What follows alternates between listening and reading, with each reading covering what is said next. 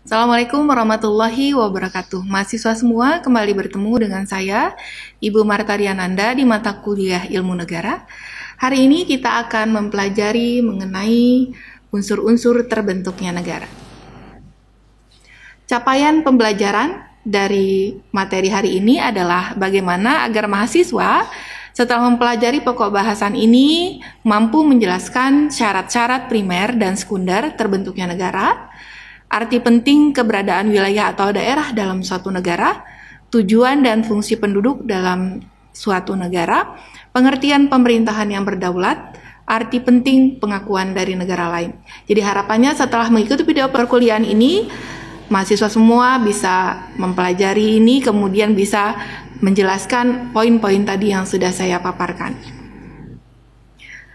Baik. Kita akan mempelajari terlebih dahulu apa yang dimaksud dengan unsur-unsur negara. Unsur-unsur negara adalah elemen-elemen atau bagian-bagian yang penting dari kesatuan yang besar dari suatu organisasi negara atau hal-hal yang dianggap perlu untuk terbentuknya suatu negara. Sehingga jika ada satu komponen yang tidak ada atau belum terpenuhi, maka tidak dapat disebut sebagai negara. Sebuah daerah dapat disebut sebagai negara apabila memenuhi unsur-unsur berdirinya suatu negara. Jadi ada dua sudut pandang mengenai proses terjadinya negara, yaitu yang pertama terjadinya negara secara primer dan yang kedua terjadinya negara secara sekunder. Nah, unsur-unsur primer sendiri terdiri dari adanya wilayah, rakyat atau penduduk, kemudian pemerintah yang berdaulat. Sedangkan untuk syarat sekunder adalah dibutuhkannya pengakuan dari negara lain. Nah, sekarang kita lihat unsur-unsur negara menurut Konvensi Montevideo tahun 1933. Unsur-unsur negara itu terdiri dari penghuni atau rakyat, yang kedua wilayah, yang ketiga pemerintah yang berdaulat, keempat kesanggupan berhubungan dengan negara lain, yang kelima adalah pengakuan dari negara lain. Nah, unsur 1 sampai ke 4 ini merupakan unsur konstitutif, sedangkan unsur yang kelima adalah unsur deklaratif. Kita akan mempelajarinya di slide berikutnya ya. Nah, unsur-unsur terbentuknya negara ini ada bagian-bagian yang menjadikan negara itu ada, ya. Yang pertama itu daerah atau wilayah. Jadi sebuah negara itu harus ada wilayah dulu baru bisa disebut sebuah negara. Nah, wilayah itu terdiri dari udara, kemudian darat, dan laut, di mana wilayah-wilayah itu ditentukan dalam perjanjian internasional. Kemudian harus ada rakyat. Jadi ada wilayah yang nggak ada rakyat, ini siapa yang diperintah gitu ya, siapa yang dipimpin. Nah, rakyat atau penduduk ini adalah semua orang yang ada pada satu waktu mendiami wilayah negara. Nah, kita lihat di sini nih ada penghuni negara ya. Saya ada slide di sini, silakan diperhatikan ada penghuni negara. Nah, penghuni negara itu terdiri dari penduduk dan non-penduduk, di mana penduduk itu adalah warga negara ataupun orang asing, dan warga negara juga ada warga negara asli dan warga negara keturunan. Kriterianya ada asas-asas kriteria ya. Yang pertama itu yang azas kelahiran, ada ius sanguinis dan ius soli. Nah, ius sanguinis ini adalah mengikuti darah orang tuanya, sedangkan ius soli ini di mana tempat dilahirkan. Kemudian ada juga proses naturalisasi, di mana untuk mendapatkan naturalisasi ini harus melalui permohonan atau juga diberikan oleh negara. Nah, poin yang ketiga dalam unsur-unsur sebuah negara itu adalah pemerintah yang berdaulat. Salah satu syarat terbentuknya negara adalah adanya pemerintah yang diakui oleh rakyatnya. Jadi di mana negara tersebut didirikan, jadi pemerintahnya itu diakui oleh rakyatnya. Menurut Lauterbach, pemerintah adalah merupakan syarat yang utama untuk adanya suatu negara. Jadi sudah ada wilayah, kemudian ada rakyat, dan harus ada pemerintah. Namun jika pemerintah tersebut ternyata secara hukum atau secara faktanya menjadi negara boneka atau negara satelit dari suatu negara lainnya, maka negara tersebut tidak dapat digolongkan sebagai sebuah negara.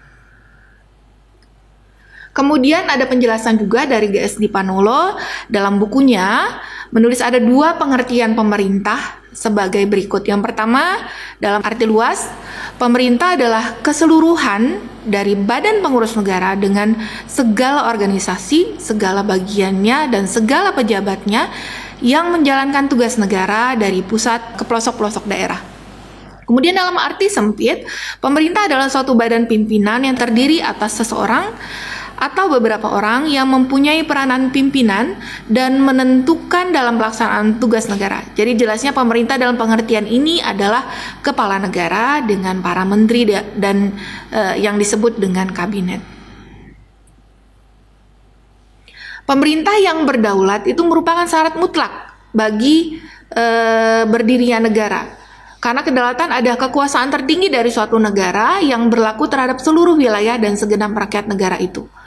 Jadi harus memiliki pemerintahan yang berdaulat yang diakui oleh warga negaranya sendiri dan juga diakui oleh negara-negara lain. Nah, unsur yang keempat adalah kesanggupan berhubungan dengan negara lain. Nah, kesanggupan berhubungan dengan negara lain ini juga sangat penting, di mana memang semua negara itu tidak akan bisa hidup sendiri tanpa bekerja sama, tanpa pengakuan, tanpa adanya hubungan dengan negara-negara lain ya, selain negaranya sendiri. Kemudian poin yang kelima adalah pengakuan dari negara lain. Jadi sebenarnya bukan elemen yang paling penting pengakuan dari negara lain ini ya. Jadi keempat yang tadi itu adalah merupakan unsur utama, sedangkan pengakuan dari negara lain ini adalah unsur sekunder. Jadi pengakuan negara lain ini terhadap berdirinya suatu negara itu bersifat deklaratif, artinya pengakuan itu hanya bersifat pengumuman saja bahwa suatu negara baru telah berdiri. Sehingga pengakuan negara lain terhadap negara baru bukanlah bukan merupakan syarat mutlak untuk berdirinya suatu negara. Kemudian pengakuan sendiri dibagi menjadi dua, yaitu pengakuan de facto dan pengakuan de jure, di mana definisi keduanya adalah sebagai berikut. Pengakuan de facto adalah pengakuan tentang kenyataan adanya suatu negara yang dapat mengadakan hubungan dengan negara lain yang mengakuinya, sedangkan de jure adalah pengakuan adanya serta berdirinya suatu negara menurut hukum dengan segala akibatnya. Itu saja ya yang bisa saya sampaikan hari ini terkait dengan materi kita mengenai unsur-unsur terbentuknya negara. Mudah-mudahan setelah melihat video pembelajaran ini, kalian semua bisa lebih memahami mengenai unsur-unsur terbentuknya negara dan harapan dari mengikuti perkuliahan ini bisa tercapai dengan baik. Terima kasih. Assalamualaikum warahmatullahi wabarakatuh.